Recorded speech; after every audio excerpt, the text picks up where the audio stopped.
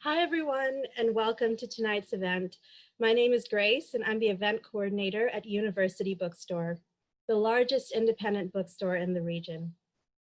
This year, we are celebrating our 120th anniversary and are honored to partner with our friends at UW Press to commemorate the 40th anniversary today of the eruption of Mount St. Helens. After the Blast is the new book by Eric Wagner and discusses the ecological recovery of Mount St. Helens. You can purchase signed copies of the book from our website using the book link below. We'll mail the books out to you, or you can choose curbside pickup. We thank you for your continued support, especially during this time of great uncertainty. We'll start tonight with a video presentation by Eric, followed by about 15 minutes of Q&A. If you have any questions for him at any time during the event, please type it in your questions field and he will answer them after his presentation. A few words about Eric. Eric Wagner is a writer in Seattle where he lives with his family. He has a PhD in biology from the University of Washington, where he studied penguins in Argentina. His essays in journalism have appeared in The Atlantic, Smithsonian, Orion, and High Country News, among other places. And he's the author of Penguins in the Desert and co-author of Once and Future River, Reclaiming the Duwamish. His latest book, After the Blast, The Ecological Recovery of Mount St. Helens, is out now. In it, Eric takes readers on a fascinating journey through the blast area of Mount St. Helens, which has been surprising ecologists ever since its 1980 eruption. From fireweed to elk, the plants and animals that survive would not only change how ecologists approach the eruption and its landscape, but also prompt them to think in new ways about how life responds in the face of seemingly total devastation. And now, please join me in welcoming Eric Wagner.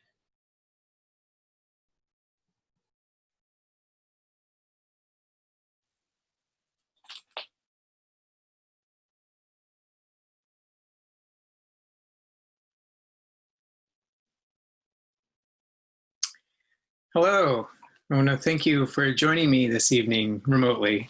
And thanks to the UW Bookstore for inviting me to talk about my new book, After the Blast, The Ecological Recovery of Mount St. Helens.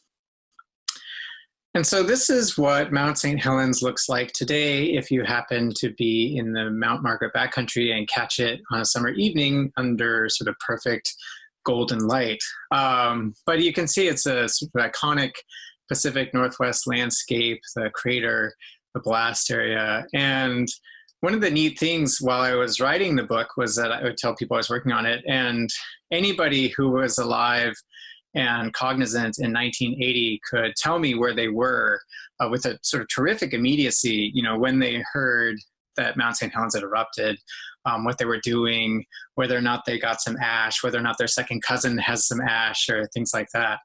And so the 1980 eruption then is a really, you know, it's a very known story around here. It's a very sort of familiar story. And sort of owing in part to that familiarity, another thing that people would sometimes say when they heard I was working on a book about Mount St. Helens was, oh, what are you going to say that's new? And the question kind of caught me off guard because at the time I was reading a lot of reports and papers and talking to all sorts of scientists who've been working on studies in the blast area since the eruption. And for me, it was all new. You know, it was a tremendous amount of material and I was struggling to wrap my mind around it. And so to be asked, you know, oh, what are you going to say that's new? It's be like, huh? And so what I want to do tonight is talk to you a little bit about some of the ecological research that has happened since the eruption and to show you some things about Mount St. Helens that are new. But first, I want to sort of situate the mountain for you. So Mount St. Helens sits in the Pacific, the Ring of Fire, which is this 25,000-mile arc of volcanoes that sort of runs around the Pacific Ocean from the southern tip of South America up through Central America and North America, across the Aleutians to Russia, down Japan, Indonesia, Malaysia, and ending in New Zealand. And it's today there are about 400 active volcanoes. And Mount St. Helens is kind of up in the upper right corner of that in the Cascade Range, which is 18 volcanoes that run from southern Canada. So this is even though this is a USGS slide, so I guess southern Canada doesn't exist, down to northern California. And Mount St. Helens, among these 18 volcanoes, Mount St. Helens is by far the youngest. The vent over which it sits is only about 40,000 years old. And the prominence, or the part that we think of and call the mountain, is just 4,000 years old. And so in geological terms, Mount St. Helens is just a baby, but it's a really squawky baby. It's easily the most active of the the Cascade volcanoes, erupting about every 140 years on average. Not that you would have known this necessarily in 1979 or before 1980. This is what Mount St. Helens looked prior to the eruption, when it was famous for its perfection, for the symmetry of its peak. It was called the Fuji of North America. And part of this was due to its youth.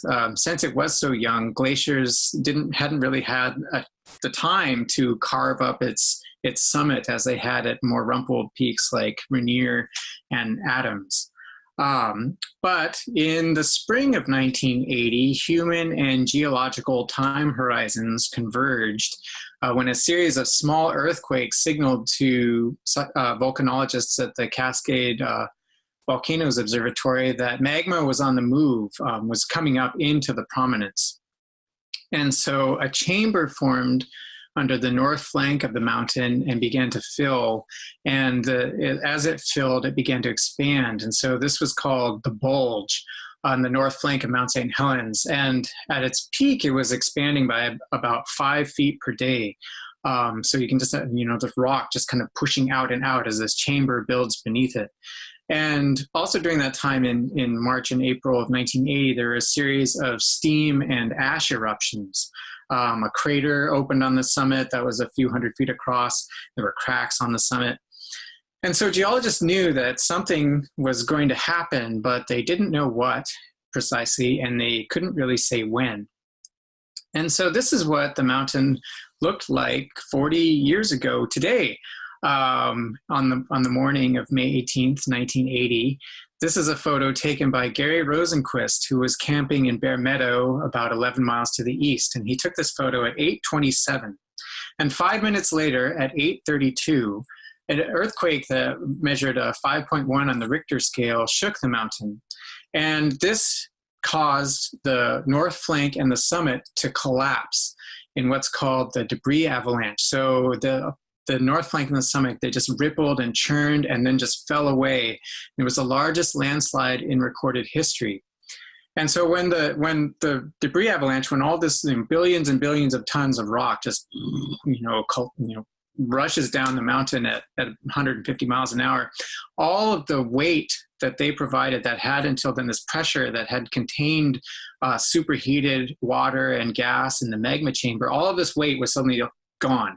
And so released steam and gas exploded out of the chamber and in what's called the lateral blast. And these clouds of steam and shattered stone, they just flew over the land at up to 450, 600 miles an hour, just raced over the land and with tremendous force.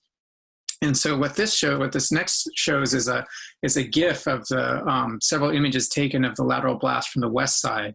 And so you see these these clouds just exploding out with just a tremendous force. And so after the debris avalanche and the lateral blast, as these were sort of running their course, ash and pumice began to billow up from the new crater and becoming a plume that grew 15 miles, climbed 15 miles into the sky, 75 miles across, and it began to sort of drift east, blown by prevailing winds. They eventually figured it was about 500 million tons of ash. It blew east. There were measurable amounts in 17 states. The statistics are pretty mind-blowing. It eventually climbed up to the stratosphere and circled the Earth in about 2 weeks. And so while this was all going on, so this the plume is just sort of billowing out. Pyroclastic flows began later in the afternoon. And so this was pumice rock just sort of boiling over the new crater rim on the north and rushing down the north flank of the mountain at about 80 miles an hour. The pumice was searingly hot. It was some 1,500 degrees Fahrenheit. And so the main eruption lasted about 9 hours. And when it was done, when all the ash had cleared, this is what was left, basically, this sort of apocalyptic landscape with a mountain. Mountain Helens had shed 1,300 feet of height. There was a new crater that was a mile across and over 2,000 feet deep. It was really, I mean, a sight to behold. And this is what was left sort of from a landscape perspective.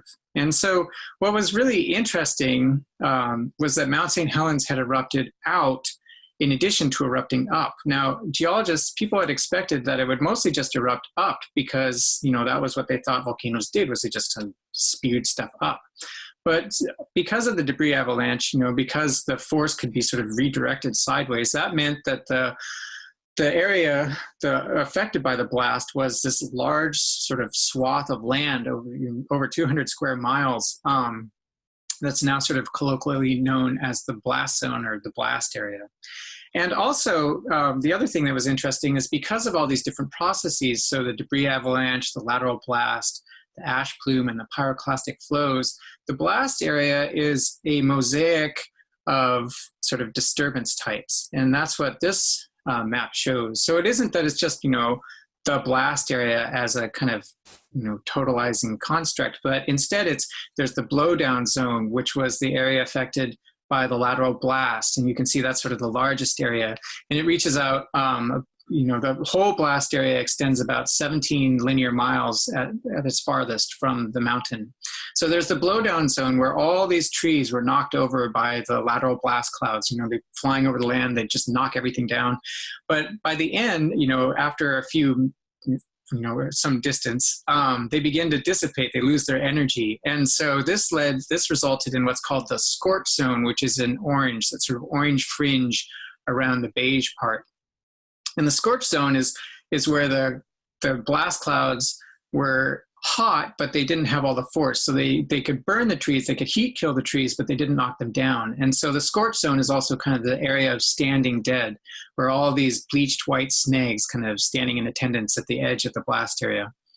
And then the yellow on the Toutle River is the debris avalanche. That's where most of the north flank and the summit ended up. It extends about 14 miles down the valley of the North Fork Toutle River, covering it up to 600 feet deep of rock, rubble, smaller sediments, organic debris, trees, glacial ice. And then the last thing that really of note is the pumice plain in front of the mountain. This is the result of all the pyroclastic flows. And so this is about a 6 square mile apron of pumice that's about 120 feet deep at the most. At most. And so this was the landscape that ecologists faced when they first visited the mountain a couple of weeks after the eruption. So it was a landscape that was entirely, you know, gray. It was monochromatic. You know, some of the ones I talked to said, you know, there was no need for color film because it was just black, white, and gray. And so they had, you know, to fly over a landscape like this and look down on all this desolation, they assumed that nothing could possibly have survived, that there was no hope of life. But at the same time, they thought, well, you know, what an opportunity. This is it's a rare chance to look on a tremendous scale at what happens when all of life over this vast area is just, you know, wiped out. And, you know, it was a chance to see how life would return. And, you know, which they were actually sort of excited about, to watch life creep back. And so this first team of ecologists, they wanted to, you know, they've been flying over the blast area a lot, and now they wanted to see what it looked like on the ground. And so this was a couple of weeks after they landed at a place called Ryan Lake, about 8 miles away from the mountain. And a forest ecologist named Jerry Franklin hops out, and at his feet, he sees a fireweed shoot. So it's just a couple of inches tall. And he knows, since it's May, that, this plant pushing out of the ash. It couldn't have come from a seed because it was too early for the plants to have sprouted. And so it had to have survived in some way, that it was some remnant bit of root or shoot that had somehow persisted in soils underneath the ash and then was growing. And so fireweed, this is what fireweed looks like when it's mature. It's very common. It's found all over the world. And it's sort of a classic pioneer species. It prefers disturbed habitats. Its English common name comes from the fact that it's often one of the first species to return to an area that's been burned by forest fire. And so looking around, Franklin realized that Mount St. Helens the habitat there was perfect for fireweed, and that fireweed was perfect for Mount St. Helens. And so this shows a sort of patch of land that they followed through the summer from where it's relatively empty to full of fireweed. They grow very quickly. And then at the end of the summer, they sprout. And when a fireweed sprouts, it produces thousands and thousands of seeds, lots of little light, fluffy seeds that the wind picks up and can disperse far and wide. And so Franklin looked around and there was a fireweed, but it wasn't just fireweed that he was seeing. There was also, this is an image of huckleberry growing in the root wad of an overturned tree. And this is a pearly everlasting poking up through a crack in the ash. And so this was not what anybody had expected to see at all. And so right away, they understood that rather than this decades-long slow recovery from zero, in some places around Mount St. Helens, the community response would be rapid, it would be diverse, it would be just full of surprises. And so their overwhelming impulse was that, well, we really, really need to study this. And so in part because of their efforts, the Mount St. Helens National Volcanic Monument was created in 1982. And the monument is about 110,000 acres, most of it to the north of the mountain. That's specifically a place for, as they say, geologic forces and ecological succession to continue substantially unimpeded. And so research since then would show that there were two main influencers for the post-eruption community, and these would be survivors and colonizers. And so survivors were the things like fireweed, these kind of biological legacies of the pre-eruption community. And it wasn't just plants, it could be small mammals or amphibians that survived in burrows underground and so were spared the eruption's worst effects. They could be, fish that were swimming in ice-covered lakes. And, they could also be, dead things like trees that had overturned but could provide shelter for these plants that had somehow managed to survive. So those would be the survivors. And then that would be growing sort of from within the blast area. And then there would be colonizers from outside the blast area, which is more sort of what they were expecting to find. And so within this colonizer survivor framework, there would be two sort of organism species that would come to be understood or seen as the sort of classic survivor and the classic colonizer. And so these are the classic survivors, the northern pocket gopher on the left, which is a small mammal that survived in its tunnel networks. And so worked to kind of help them out, help plants afterwards. And the classic colonizer is the Prairie Lupin.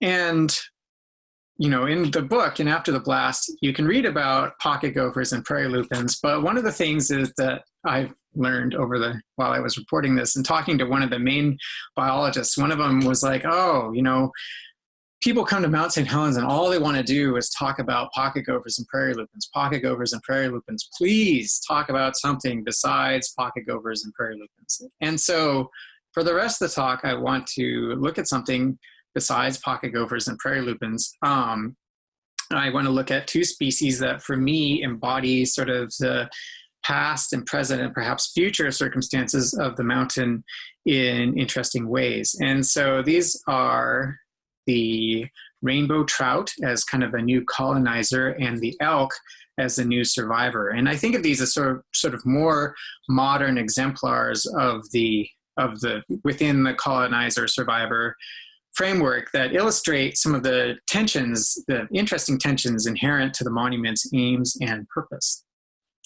And so I want to start with the rainbow trout. So the rainbow trout is a salmonid, which means it's in the same family as the Pacific salmon. It's a very, very popular game fish, as most of you probably know. It's been introduced all over the world. And so for me, the story of the rainbow trout is kind of the story of Spirit Lake. And so this is what Spirit Lake looked like just before the eruption. At that time, it was kind of a typical Pacific Northwest mountain lake. It was deep, it was clear, it had fairly low nutrient levels, so it was what you would call oligotrophic. And as you can see in this picture, it was also a pretty popular recreation spot. Its shore, there were a lot of cabins, lodges, scout camps, and then people would come and they would sail and boat and swim and do all the sort of fun things that are pleasant to do in front of a mountain like Mount St. Helens. All of that would change. So this is Spirit Lake in the summer of 1980. And so Spirit Lake is a couple of miles in front of Mount St. Helens. And so it really caught the brunt of the eruption. You know, everything that Mount St. Helens did, Spirit Lake got a taste of. And so with the debris avalanche, so the debris avalanche that I talked about earlier, when the north flank and the summit collapsed, they collapsed in 3 blocks. And so the first block slammed into Spirit Lake, and it may have slammed into the lake with such force that the lake momentarily emptied. You know, it hits it and this giant wave of water is pushed up on the surrounding hillsides. And so when that happens, the lateral blast clouds have roared overhead, they've knocked down all the trees and killed all the animals, and they've, you know, created this sort of general devastation. Suddenly all this water rushes up, gathers all the trees and mess and such, and drags it all back into the lake basin. And so what is on top of the lake that looks like this kind of skim is actually thousands and thousands of logs floating around in a tremendous mat. And in the beginning, in the immediate aftermath, they covered about almost half of the lake's surface. And so when the debris avalanche, you know, all that material that had hit the lake raised its bottom by about 200 feet. And so as a result of that, the surface area of the lake almost doubled from about 1,300 acres to about 2,200 acres. So it was a very, very, very changed lake that researchers confronted when they first arrived that summer. This shows somebody looking on the lake from the southern shore out towards the Mount Margaret backcountry. And so the lake, you know, what had been this perfect, clear, beautiful lake is now this black, stinky broth. Nothing survived, you know, as unlike on land where, you know, they could find little, you know, plants and animals. In the lake, there was no question of anything surviving. The water was just too disgusting. But things did arrive. And one of the interesting stories from researchers is that in the first summers, they caught what was known as red zone fever. And this was later determined to be caused by 2 new species of Legionella bacteria in Spirit Lake. And these were named Legionella St. Helensi and Legionella spiritensis to commemorate the origins, you know, from whence they had come. But the interesting thing is that the dynamics of Spirit Lake also continued to be almost the exact opposite of what was on land. So as biologists would sort of document, you know, survivors slowly filling the sort of terrestrial environment, the lake, Spirit Lake, just stank with life. So there's all this organic material that's you know, been dumped in the lake, and so bacterial communities just flourished. You know, they had to bring in an astrobiologist, somebody who was, you know, spent his time kind of trying to imagine what extraterrestrial life would look like to help them make sense of the lake. And you know, they were documenting cell densities, bacterial densities at levels they'd never seen anywhere on Earth. But the other thing is, so being a lake and being in the Pacific Northwest, it was, you know, with the arrival of fall and winter, it began to rain and snow. And so there was an influx of fresh, clear water, and all of us eventually cleared the lake. And that's what this shows here is water samples taken from August 1980 on the left, and then, you know, less than a year later, May 1981 on the right. And so you can see on the right, it's by, you know, the lake water has cleared. And so in 1982, you know, they found their first phytoplankton and first zooplankton. So, you know, the bacterial community was going back to, or the microbial community was going back to what it had been before. and so in 1983, the lake was totally clear. And so this is what the lake looked like later, when it was considered, more or less recovered. But it was not the same sort of lake. It was, it was a different lake, still larger, still its bottom was higher, and also it had a lot more nutrients in it. So it went from being oligotrophic to what you would call eutrophic. And as a consequence, there were more plants in it, there were more organisms, a lot more aquatic invertebrates. And so there's just sort of more, a different sort of environment for life to enter. And so as Spirit Lake was clearing, as it was becoming sort of more hospitable to a wider range of things, state biologists wanted to know more about fish. And so several lakes around Mount St. Helens had been stocked with trout before the eruption. And Spirit Lake in particular had received state biologists had dumped about 40,000 rainbow trout in it every year. And so they wanted to know, whether or not maybe it could have fish again. And so what this image shows is a biologist sampling a different lake further back in the Mount Margaret backcountry. And so what they would do is they would helicopter in, and they would set a gill net with a chicken, and then they would come back the next day to see what they caught. And so they knew that in these lakes in the backcountry, trout had survived. They'd never done very well. The trout they weren't growing well, they were kind of stunted, but they had lived. And so eventually they began to do surveys of Spirit Lake. And there were occasional surveys, nobody had really expected to find anything. But in 1993, biologists found a single male trout in Spirit Lake. And they caught it, and they named it Harry, after Harry Truman, who was the cantankerous owner of the Mount St. Helens Lodge, who had died in the 1980 eruption when he famously refused to leave.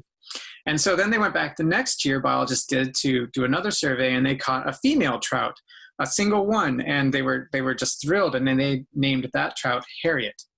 And so they kept returning and kept surveying, and they would catch a few rainbows each year. But then in 2002, what they called the big year, this image shows Bob Lucas in the front and John Weinheimer behind him.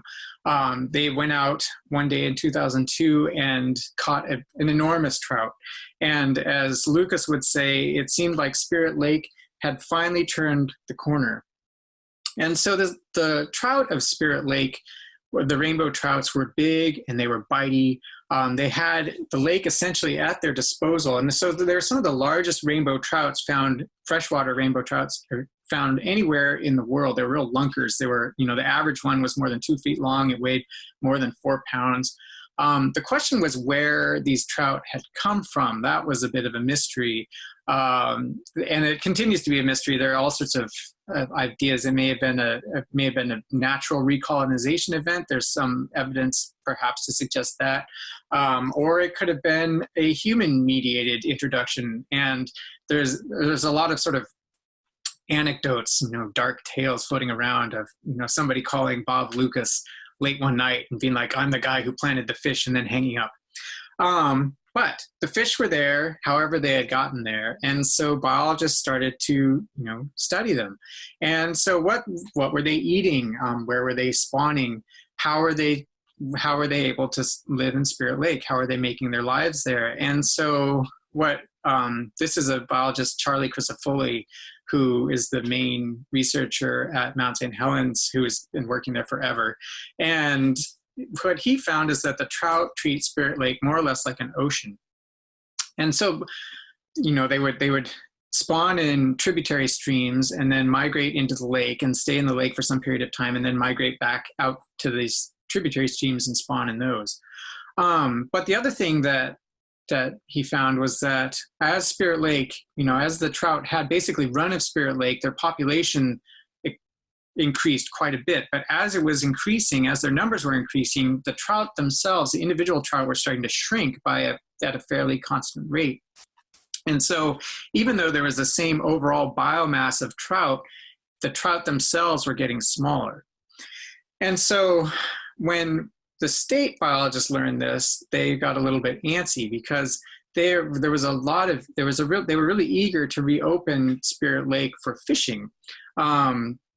And what would happen is the state biologists would go up and bring volunteers up, and the volunteers would come back with tales of these ginormous trout that were super easy to catch. And, so there's this pressure to open a recreational fishery at Spirit Lake. The monument managers, the Forest Service, which is the agency that oversees the monument, said no. And they argue that opening a fishery would, first of all, it would be dangerous because to try to boat around Spirit Lake with all those logs would be a bad idea. There are access issues and things like that. But it's just one of those things that shows for me why the trout are sort of an interesting component of the lake. This shows Charlie doing what he calls hook and line sampling on the lakeshore, because so rainbow trout as a new colonizer, because where the Prairie Lupin was sort of explicitly ecological, rainbow trout are quite a bit more complicated. In that they were introduced pre-eruption, with the 40,000 fingerlings every year. They were killed by the eruption, all of them died, and so there was no question of them being in the lake. And then they were somehow brought back, most likely by humans, but perhaps not. And now, their presence in the lake leads to this debate about what the monument is for. What is natural, what is a natural or unnatural part of the system, who should be able to do what in this fascinating place. And so now I want to turn to the elk as the new survivor. And so this picture shows a bachelor herd of elk on the Pumice Plain. And elk, unlike small mammals and plants and things like that, elk, or as state biologists, or as biologists call them, above ground fauna, large mammals, did not fare very well in the eruption at all. The estimate is that there were 1,500 elk were killed in the eruption, along with 5,000 deer, 200 black bears, some unknown number of cougars and bobcats, etc. So all the elk that were in the blast area when Mount St. Helens erupted died. And so because of that, the scientific sort of approach to the elk and other large mammals would be different. So there'd be no search for survivors because everything was dead. But you could learn from the dead because their bodies could be found. And so what this shows is an elk skeleton that's been dug out of an ash deposit. And it was a little bit, one biologist sort of likened it to the victims of the Vesuvius eruption in the city of Pompeii in Italy, and finding those sort of ash casts. And so when they were finding these skeletons, two biologists initiated a study on elk calving grounds. And so the thing, their elks form these herds. They're kind of famous for forming herds, but an interesting element of elk natural history is that when, so an elk herd is, typically around breeding time is a single male and then a number of females. And then, but what happens when the females are pregnant females are getting ready to give birth, they sort of separate themselves from the herd and they go off to these kind of private locations to give birth, which is safer for them and sort of hides them from predators. And state and biologist managers wanted to know where those spots were just to get a sense of them from a sort of habitat perspective. But this was in the pre-GPS days, and so they had to find where the elk were going. They had to use radio collars, which are these big, bulky things that you would put around an elk's neck, and then you had to go up on some sort of exposed ridge and hold up an antenna and listen for a beep, beep, beep, and it was all sort of dependent on weather and atmospheric conditions, and it was pretty unreliable. So in those days, in the early 80s, you could either do that or you could wait for a volcano to erupt and kill all the elk where they stood and then see where they died. And that is what the biologists did. This shows many of this is boxed remains of elk in the off-site storage facility of the Burke Museum of Natural History in Seattle that are, all these elk skeletons that biologists collected, to note where they had died. And so when they would find these skeletons, often what they could do is, if it was a pregnant female, there would be this large adult skeleton, and then within it, there might be a fetus, or nearby, there would be a calf. And so by noting which elk were females, which had calves, and which had fetuses, and mapping those locations, they were able to learn where the likely sort of calving sites were when they went to give birth. And so Yeah, that was one of their sort of happy findings of turning lemons into lemonade, if you will. But so not all the elk around Mount St. Helens were killed. So 1,500 dead, I mean, it sounds like a lot of elk, but the Mount St. Helens elk herd, which is kind of the management unit, is 10,000 elk strong, give or take. And many had survived outside the blast area, and in some cases, just outside the blast area. One biologist told me a story about walking around near the edge of the blowdown zone and looking up on a ridge and seeing a bunch of elk watching her, and she thought that their silhouettes looked a little funny, and so she looked at them through binoculars, and she saw that these sort of twitching nubs where their ears had been, because they've been the blast had burned off their ears. But as such, the surviving elk outside were some of the first animals to return to the blast area because they were large and highly mobile. They could come in and then go out. And these initial forays tended to be pretty quick, and they were brief. But eventually the elk would venture farther and farther in. And in part, they were drawn by things like fireweed and other plants that had been sprouting, which the biologist told me was elk ice cream, this delicious plants for elk. And in the winter, they could forage on grass and some seeds that had been planted in parts of the blast area for erosion control. And so as a result, elk numbers in the blast area rebounded quite quickly. In 1981, they counted about 200 elk using the blast area, and in 1985, that number had tripled to about 600 elk. And so this is a picture of a mixed elk herd sort of roaming about the debris avalanche deposits in 1984. And so the consequence of elk return in the beginning was positive ecologically. I mean, plants benefited a lot. This is a picture of prairie lupins growing amidst a pile of elk droppings. And so each, little elk dropping was a little kind of pill of fertilizer that plants could use. And elks transported seeds into the blast area in their fur. And so and another thing that elk would do is when they walk, they have really sharp hooves. And so they would break up the hard surface of ash and pumice and make it a little more hospitable to plants. They also range far and wide, so they cover a lot of territory. And so their effects could be pretty substantial.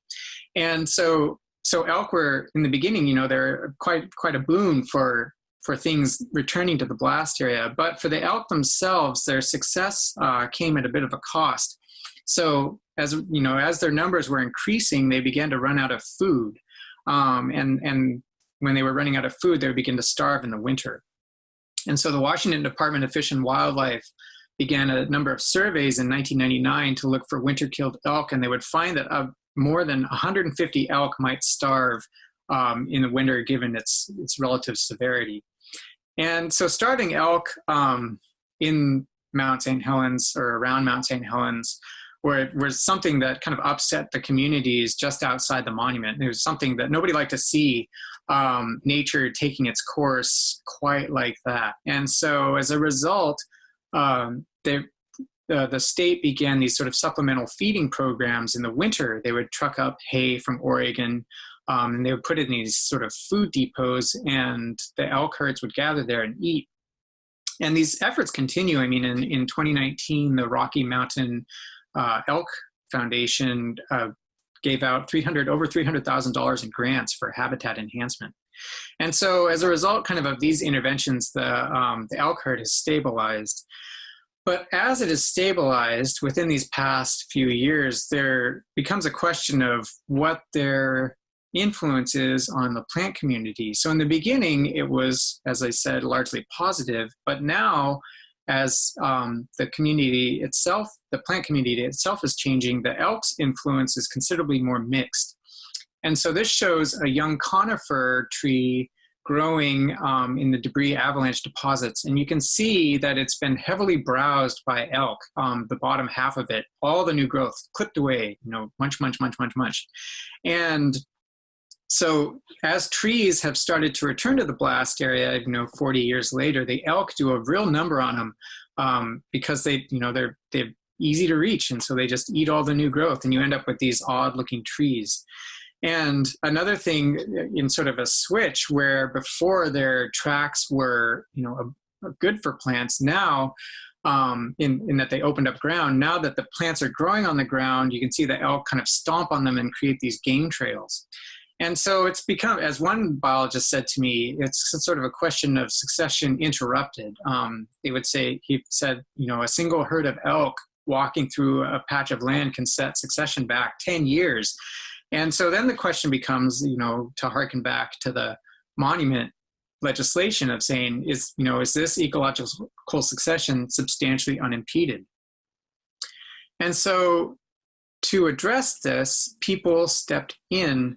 It was not for the first time. In 1982, as elk numbers were growing, the state initiated a hunt for elk. And ironically, it was this hunt in 1982 that drove elk into the heart of the blast area, because this was when the monument was new. And so for them, it was a de facto refuge. And so in 2005, the monument ecologists advocated for another hunt, a limited hunt of elk, to drive elk out of the heart of the monument and out more into the edges where hopefully their effects would be mitigated. It didn't work out quite that way. Instead of having just a single hunt in a small area, what the state opted to do was have a large hunt in a different area and have it continue. And so now people can hunt elk in the monument, in parts of the monument, but not in the area where they're doing the most, quote unquote, damage. And so the elk continue to stay in the blast area and show no signs of wanting to leave.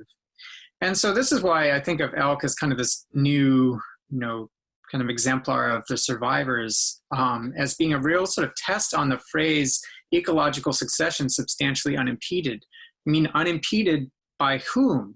Elk are a natural part of the landscape, in that they were there before the eruption. They came back to the blast area on their own.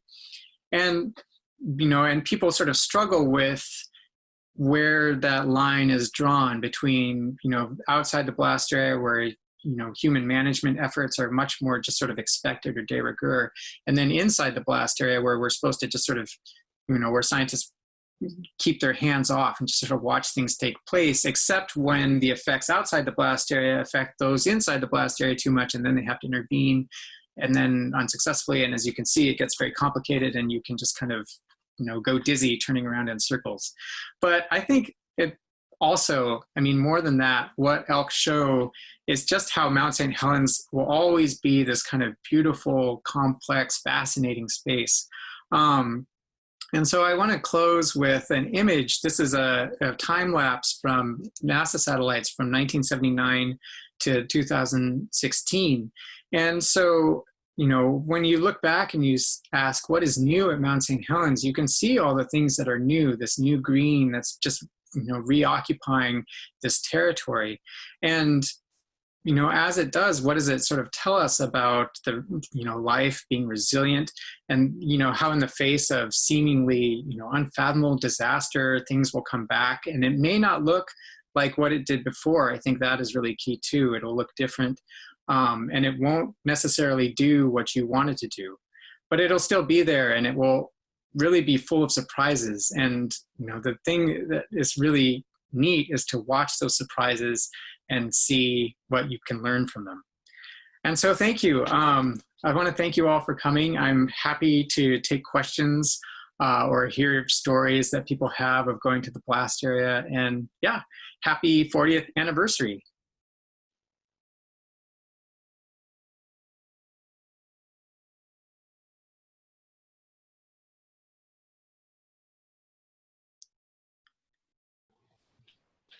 Thank you, Eric, for such a wonderful presentation. And now let's move on to the question and answer segment.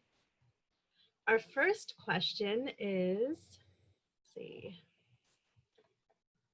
What is the most surprising thing you learned while working with the ecologists studying Mount St. Helens? Gosh, that's a great question. So probably, one of the things that was really interesting was hearing all these stories of sort of individual creatures or animals that had really kind of flouted their known natural history. And so probably the neatest story that I heard in that sense was of a little Pacific tree frog that a biologist found in the crater of Mount St. Helens. So the tree frog, it's like, you know, an adult is maybe an inch or two long.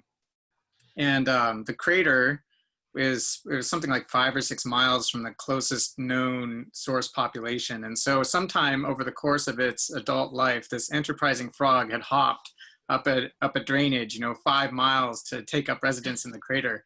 And that was a pretty, I don't know, that just sort of exemplified the sort of, I don't know, hardiness you'd expect to hear of a lot of the things at Mount St. Helens. Okay, thank you. And what kinds of studies are going on at the mountain today? Ooh, that's a good question. All sorts of things. So there are still studies. So there are a lot of studies that are continuing based on things that were established in 1980 or 1981. And so there's a lot of monitoring of vegetation returning or small mammals, their sort of abundance and distribution. But there are also some new studies that are starting up, and so one of the most exciting is by a professor at Evergreen named Carrie Leroy, who's looking at stream development in the pumice plain. And so there are these streams, there are, I think, 5 different streams that have just sprung up out of nothing. And so it's a real, like a rare instance, a rare chance to watch stream evolution in real time. And it's really cool. That is pretty cool. Our next question is, can you go into detail as to how the lateral blast affected the environment as opposed to a top blast? So the lateral blast really affected the environment because so much of the force of the blast was directed onto the landscape. So given the size of the eruption, I mean, it was a big eruption, but, you know, a huge top blast, for instance, like Tambora, which was, I think, a volcano in Indonesia. But anyway, so the lateral blast just mowed down everything, whereas a top blast, the force would have been mostly directed upwards, and so perhaps there wouldn't have been the same degree of damage, like the blowdown zone would have, you know, perhaps not existed or something like that. Okay. Your book said the 1980 eruption wasn't the only one in history, and in fact, there was a much bigger one. Can you expand a little bit about that? Oh boy, geology history questions for an ecologist. That's a good question. At least people are really reading the book. I know, maybe a little too closely. Give me a second. Let me find what I said.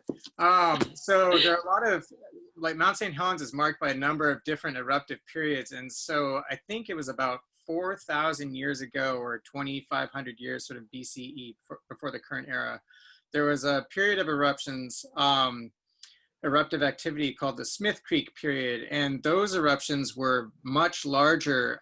So whereas the sort of, a lot of the effects of linear distance were like the blast area extends about 17 miles. I think for those eruptions, they found evidence of, you know, sort of damage and destruction 50 miles away, much thicker deposits of ash farther from the mountain, which would imply that the output was substantially greater. And so I think, at least as I understand it, that period of eruptive activity was much greater than the current one, than now. Okay. And you mentioned we didn't really know exactly where the rainbow trout came from. One of our attendees has a question for you. Where do you think the rainbow trout came from? Where do I think they came from? Yes. That's a tough question. If you had to guess. If I had, well, so there's a new theory that the rainbow trout may have naturally colonized, and that the Spirit Lake may have been temporarily reconnected to the North Fork Toutle through sort of, I think it was Lewitt Creek. And so that hypothesis is currently being explored. So I think it's Washington Department of Fish and Wildlife is doing some genetic tests of the Spirit Lake trout to see if they're related to the steelhead population in the North Fork Toutle, which would have some pretty significant conservation implications because the steelhead and the North Fork Toutle are endangered. So that's one, that's one possibility. My own, and so I want to say, I guess, two things. My own feeling is that the way that fish tend to move around Pacific Northwest lakes is, it seems likely that it's human mediated. That doesn't exclude the possibility that they might have come back on their own too. There could be multiple introductions. And I think one of the things, if there's one thing that Mount St. Helens has taught people in the past 40 years, it's to never go in with any assumptions. So I could assume, I would say, oh yeah, they're probably just introduced. But there have been so many surprises, so many incorrect hypotheses that the mountain has sort of, egg on your face that I wouldn't discount any possibility. Okay.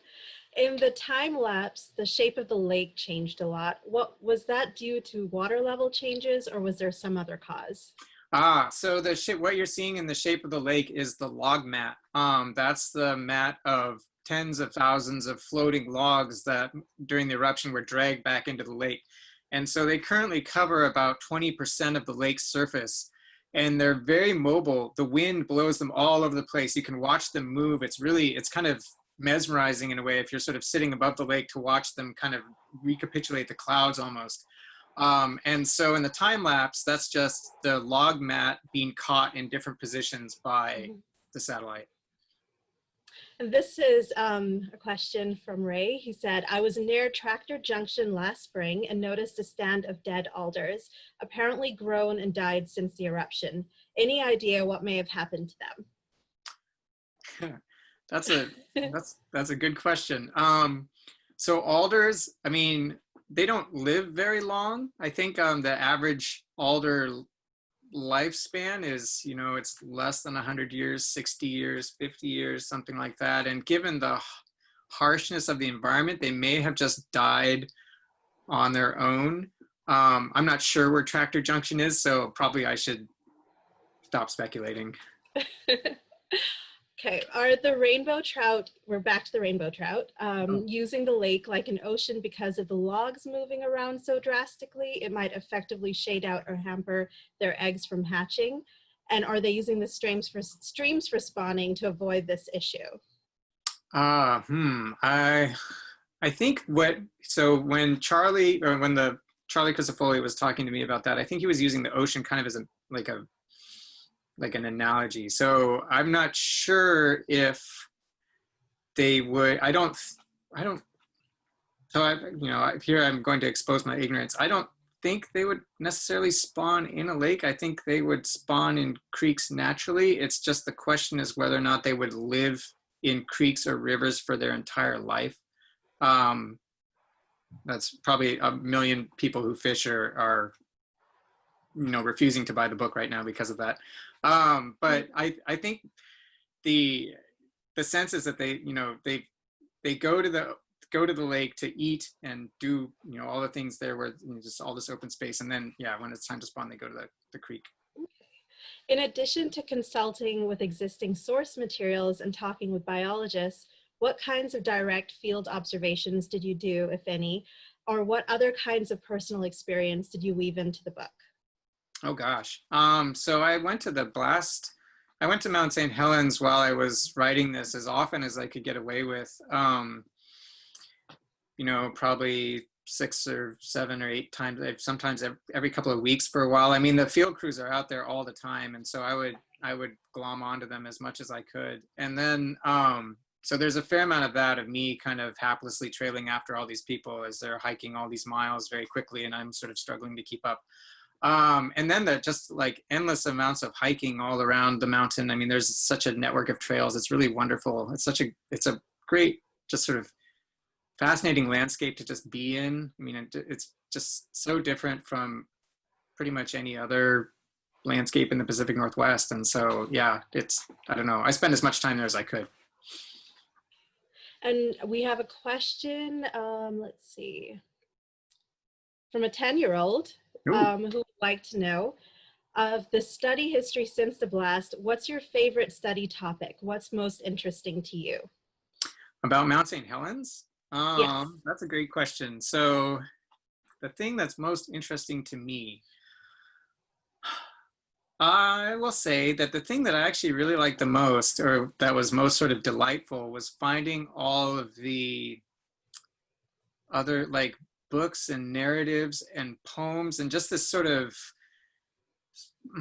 I'm not sure what the quite the word I want, but like the scientists, many of the scientists who work at Mount St. Helens bring a real sense of poetry to it. Like they really understand the specialness of the landscape in an aesthetic way that is a little bit different from what I've encountered in other places. And so seeing how they try to incorporate just sort of different ways of knowing the mountain, you know, like through books or, you know, literature or painting or visual arts or things like that. That was pretty cool. That was a lot of fun. Okay. So follow up from our 10-year-old aspiring geologist. Of all the book's chapters, what was the most fun to research and write? Ooh, that's a good question. Probably the most fun to research was,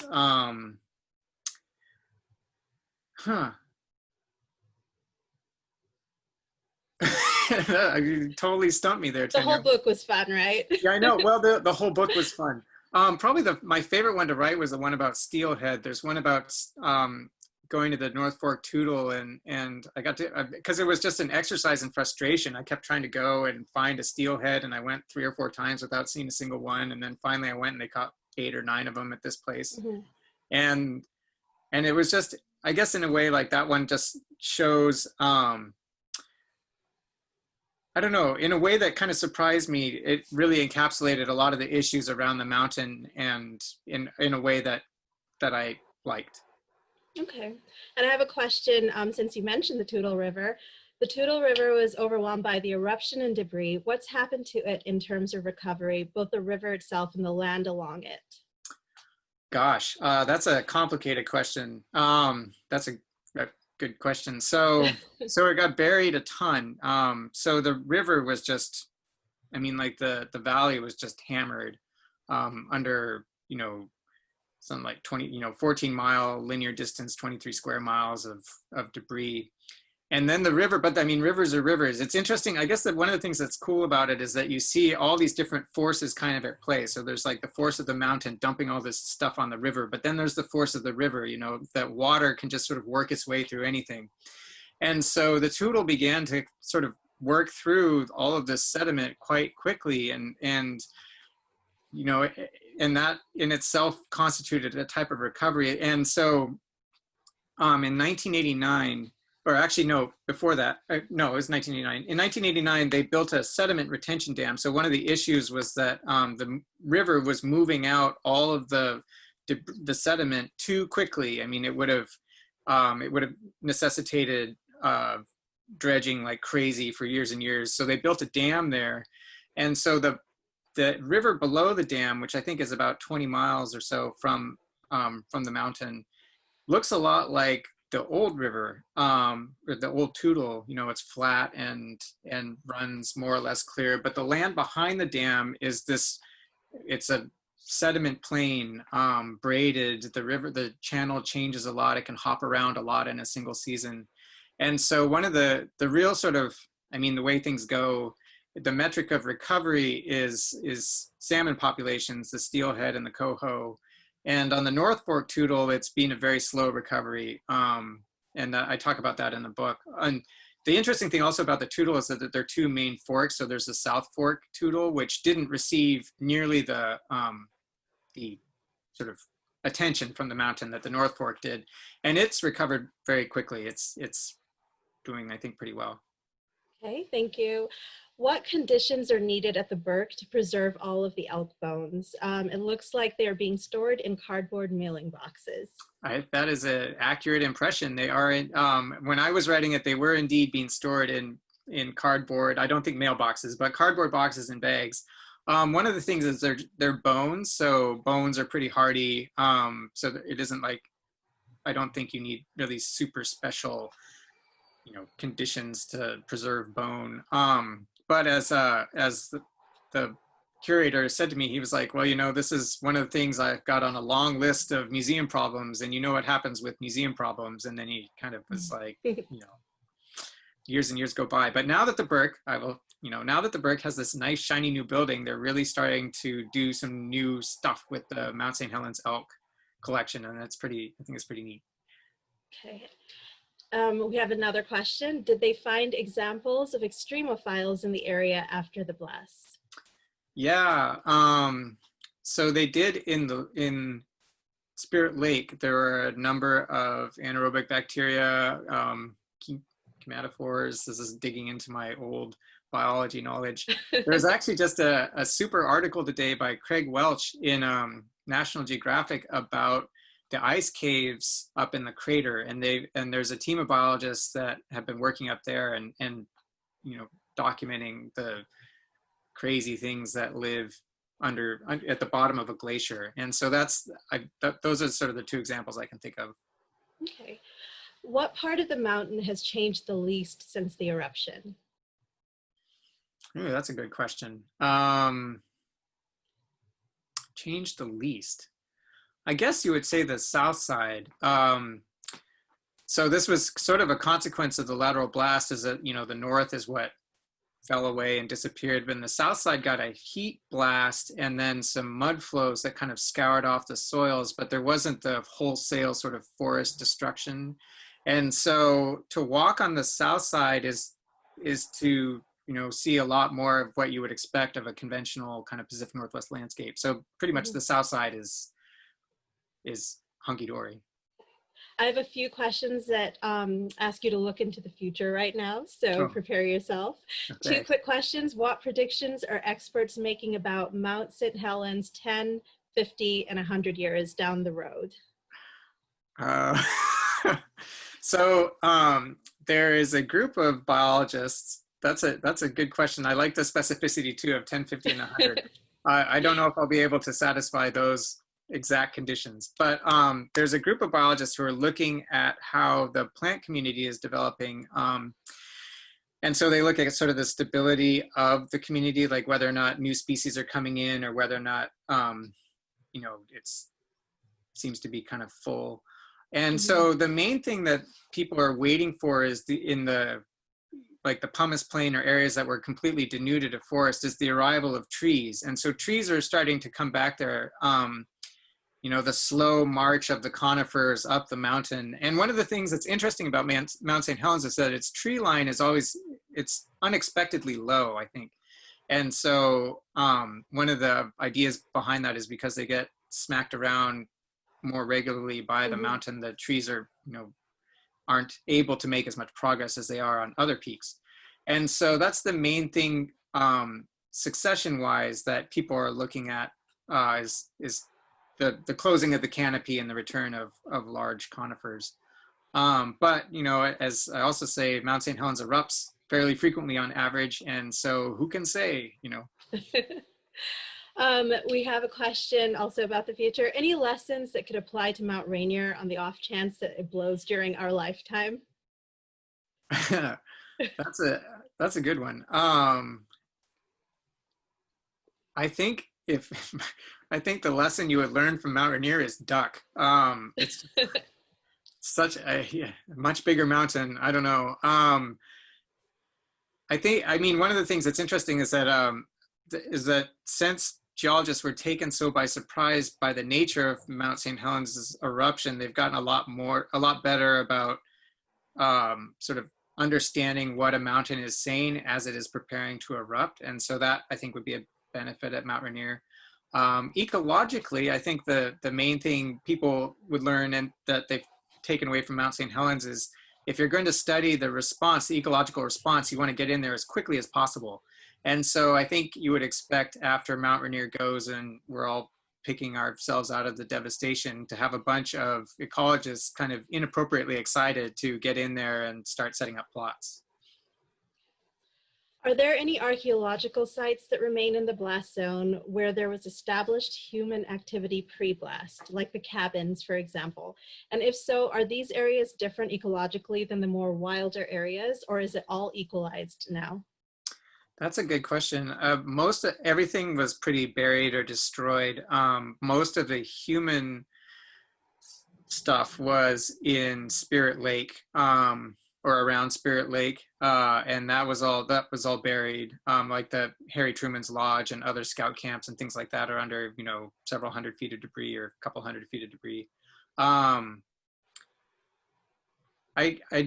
don't think there has been any sort of archaeological sort of work done that way, and at least not to my knowledge. So yeah, that's yeah. We have a question about the birds. Let's not forget them. What are the most unusual birds, especially migratory ones, that are now found there? And are there any differences from pre-1980 in population counts? Well, so that's to the best of your knowledge. Yeah, to the best of my knowledge. So that's a good two-parter. So one of the things that's neat, so I'm a big birder, and I will give a little plug for myself, is that as far as migratory birds go, while I was writing this book, I got the first record in Skamania County for a black-throated blue warbler, which I saw on the Pumice Plain. And so migratory birds are quite happy at Mount St. Helens, and you see all sorts of things. I mean, eagles and ospreys, you hear Caspian terns, horned larks, lots of sparrows, you know, et cetera, et cetera, et cetera. As for whether or not the community is the same as it was before the eruption, so in one way, birds are very mobile. So if the habitat suits them, they can find it. And so I would say, yes, probably it's fairly similar in the sense of, you know, in the forest, there are forest birds. In the open habitats, there are open habitat birds. But the thing that's also interesting about Mount St. Helens is that until it erupted, nobody really worked on it.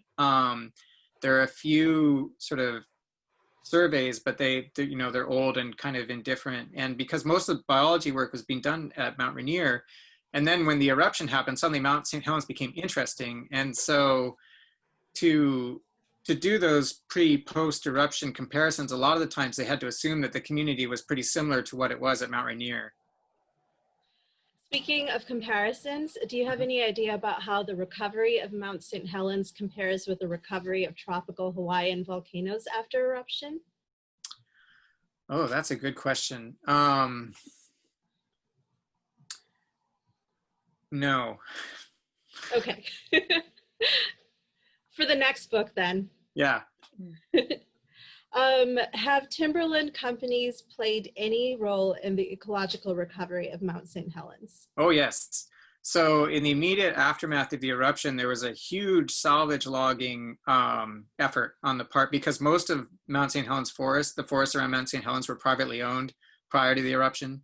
And so, you know, the lateral blast goes through and knocks down all these trees. And so Weyerhaeuser was the main landowner there, and they were very eager to get as much value from that timber as they could. And so for the first couple of years, there was a real, you know, I think at one point, something like 650 log trucks were going out a day carrying fallen trees before the monument was established.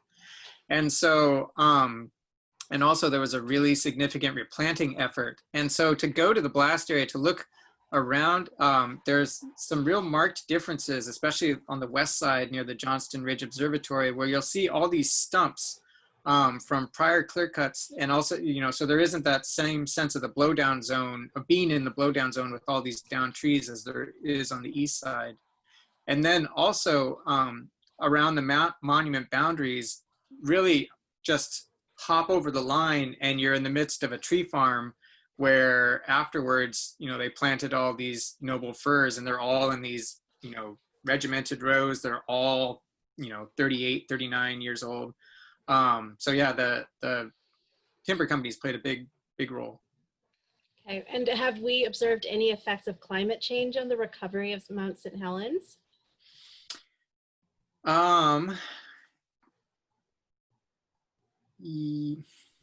That's a good question. I mean, I'm trying to think of studies, excuse me, that are sort of couched in those terms, like to see, you know, to sort of tease apart the effect of recovery or succession in a climate mediated way. And I can't think of any. I think in the same way that, yeah, I'll just say that. I can't think of any. Okay. Do you think that the collected stories and insights in your book have application, conceptual or specific, to repairing and recolonizing our region's urban and suburban landscapes? Oh, yes. I mean, one of the things that was interesting, I mean, it really sort of redefines of what constitutes a devastated landscape in a way. Like, and you see just how little it takes, how just small little pockets of things can have pretty significant effects. And also just like I don't know, I mean, I think it's an interesting sort of like for like compare, a volcano and a city.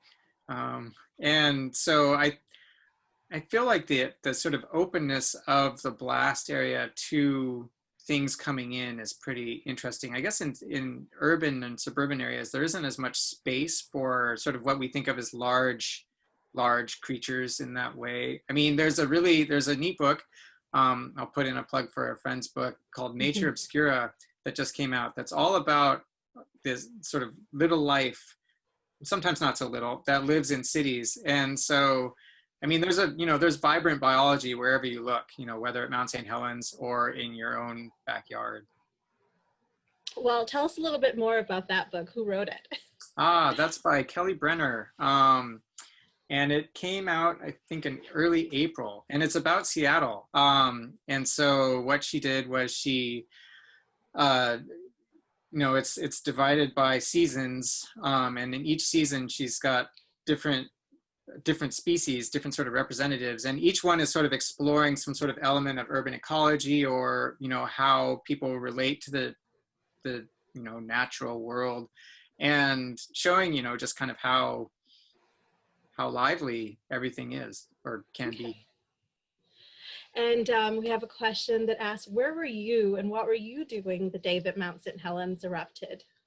I was What's your two. Mount St. Helens story? Yeah, my Mount St. Helens story is kind of the blur of toddlerhood. I was two. I grew up in Astoria, Oregon, which is at the mouth of the Columbia River, and so conceivably, I could have seen it on clear days. You can see Mount St. Helens from Astoria if you're up high enough. And so if I had been up high enough and if the weather was clear enough, I could have seen the plume rising up and blowing east and all that sort of thing. But I don't think I had the wherewithal to do that on my own. So that's my memory. Okay. And let's see. We always talk about the eruption's impact on the north side of the mountain. Were there any studies done on impacts to the south? Yes, there's a lot of work by a biologist named Roger Del Moral, who worked on the south side a lot. He worked on, so the south side mostly got, as I think I mentioned, the heat blast and the lahars. And so he worked on plant recovery in the lahars and also just sort of on the land too. So yeah, there are studies on the south side, but yeah, much of the south side isn't contained within the monument. I mean, if you look at the monument boundaries, it sort of skirts the south sort of portion of the mountain, but it doesn't extend out into the landscape the way it does on the north. Okay. And are there any things that you personally would like to learn more about the recovery still since writing your book? Yeah, I think one of the things about writing a book is that when you finish, you realize that the story is never finished. So the stream study that I mentioned earlier was just sort of starting up. And so I would love to see how that goes.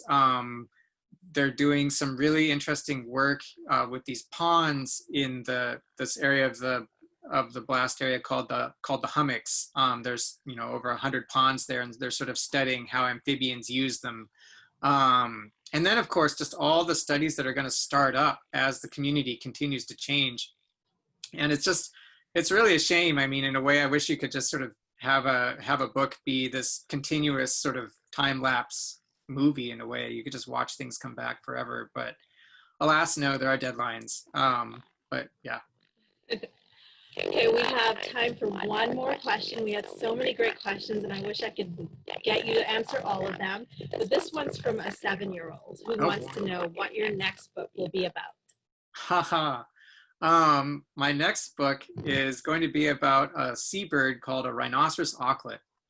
And so for the past few years, I've been going to these islands off the Washington coast, the wonderfully named Destruction and Protection Island, and with some biologists who work on this colony of these birds, and it's fantastic. And so I'm gonna write about these fat little gray birds that only come out at night and you almost never see. So. Well, they sound adorable, and we can't wait for that book and to do another event with you. Well, thank you. Now I'm afraid that's all the time we have today. I want to thank Eric for the fascinating and informative presentation. And for those of you who joined in after the intro, you may purchase copies of his book, After the Blast, from University Bookstore using the link below. And Eric stopped by to socially distance sign our copies, and he even drew a cute little volcano inside each of them. A huge and heartfelt thank you to all of you for joining us tonight. We have many wonderful virtual events and readings coming up, so please follow University Bookstore on our social media channels, sign up for our book emails, or check our website for more details. Thank you all and have a great night.